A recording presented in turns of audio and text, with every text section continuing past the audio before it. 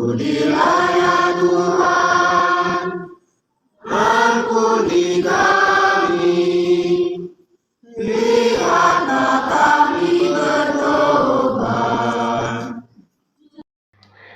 Kenapa umat Katolik mengaku dosa ke Romo, bukan langsung ke Tuhan? Bagaimanakah jawabannya? Jawaban ini akan mengejutkan banyak orang.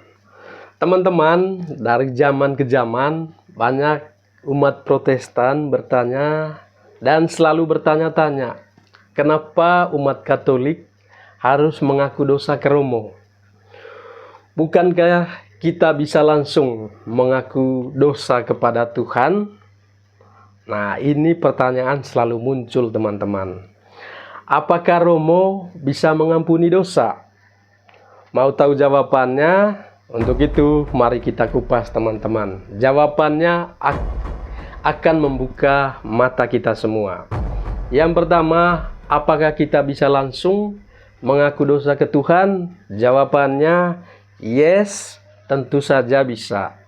Tapi Gereja Katolik percaya bahwa setiap orang bisa berdoa langsung kepada Tuhan dan meminta ampun, tetapi itu belum cukup. Kenapa? Kalau hanya mengaku langsung ke Tuhan, bagaimana kita bisa tahu dosa kita benar-benar telah diampuni? Teman-teman yang dikasihi Tuhan, Yesus sudah memberikan cara yang lebih jelas dan juga pasti. Dan Yesus sendirilah yang menetapkan pengakuan dosa. Ini bukan ajaran Gereja Katolik, tapi ajaran Yesus sendiri, diwariskan kepada gereja. Setelah kebangkitannya, Yesus berkata kepada para rasul, "Terimalah Roh Kudus. Jikalau kamu mengampuni dosa orang, dosanya diampuni. Dan jikalau kamu menyatakan dosa tetap ada, dosanya tetap ada." Kalau tidak percaya, silakan baca di Yohanes bab 20 ayat 22-23. Jadi Yesus memberi kuasa kepada para rasul untuk mengampuni dosa. Kalau semua orang bisa langsung mengaku dosa ke Tuhan, lalu kenapa Yesus memberi kuasa ini kepada para rasulnya? Teman-teman, kalau teman-teman Protestan berkata, saya hanya mengaku dosa langsung kepada Tuhan, tidak ke Romo. Tanya balik, kenapa Yesus memberi kuasa kepada para rasulnya kalau tidak diperlukan? Apakah mau melawan perintah Yesus? Nah, dari para rasul ke para imam, tradisi yang tidak terputus, itulah warisan di dalam Gereja Katolik. Kuasa ini kepada para uskup, kepada para imam di dalam gereja. Sejak abad pertama, gereja perdana sudah memiliki praktik pengakuan dosa kepada para imam. Teman-teman, bukti sejarah Santo Cyprianus pada abad ketiga menulis dosa diampuni dalam gereja melalui para imam yang menerima kuasa dari Tuhan.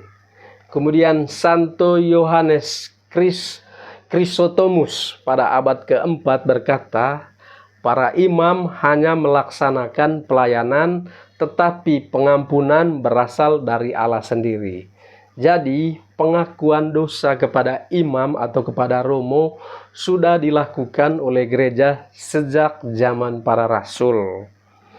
Pertanyaannya teman-teman, kenapa umat Protestan atau gereja Protestan mengubah ajaran ini setelah 1500 tahun kemudian? Silakan direnung. Lalu apa manfaatnya mengaku dosa ke Romo? Teman-teman, kita menerima kepastian pengampunan. Banyak orang ragu, apakah dosa saya benar-benar diampuni setelah kita mengaku dosa? Saat kita mengaku dosa kepada Romo, kita menerima absolusi, yaitu tanda pasti bahwa Allah sudah mengampuni kita. Kita mengalami kerendahan hati. Kemudian mengaku dosa bukan hal mudah teman-teman, tapi justru inilah yang membuat kita lebih rendah hati.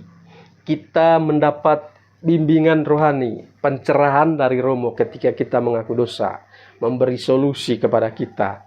Nah, imam bukan hanya mendengar dosa, tapi juga membantu kita berubah dan bertumbuh di dalam iman kita.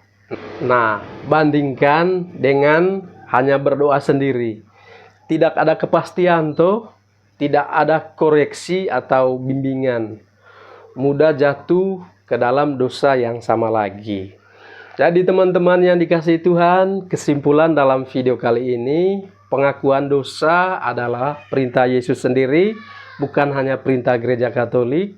Yesus memberi kuasanya kepada para rasul untuk mengampuni dosa di Injil Yohanes bab 20 ayat 23. Gereja Perdana juga sudah mempraktekkan pengakuan dosa sejak abad pertama, yaitu mengaku dosa kepada para imam. Pengakuan dosa kepada para imam tentu ini memberi kepastian dan juga dengan kerendahan hati dan bimbingan rohani. Jadi kalau ada yang bertanya, kenapa Gereja Katolik mengaku dosanya kepada Romo, kepada pastor, kepada pater? Jawab dengan tegas buat teman-teman Katolik, karena Yesus sendiri yang telah menetapkannya. Saya ulangi, Yesus sendiri yang telah menetapkannya. Karena ini sudah diajarkan sejak zaman para rasul. Karena kita ingin kepastian pengampunan dosa, bukan hanya perasaan kita bahwa kita telah mengaku dosa. Sekarang pertanyaannya buat kita semua, apakah Anda lebih memilih mengikuti perintah Yesus atau ajaran manusia yang baru muncul 500 tahun yang lalu, yaitu ajaran Protestan, ajaran Martin Luther? Tulis pendapat teman-teman di kolom komentar. Jangan lupa like, share, dan subscribe untuk lebih banyak fakta mengejutkan tentang iman Katolik. Tuhan memberkati, salam sehat buat kita semua. Amin.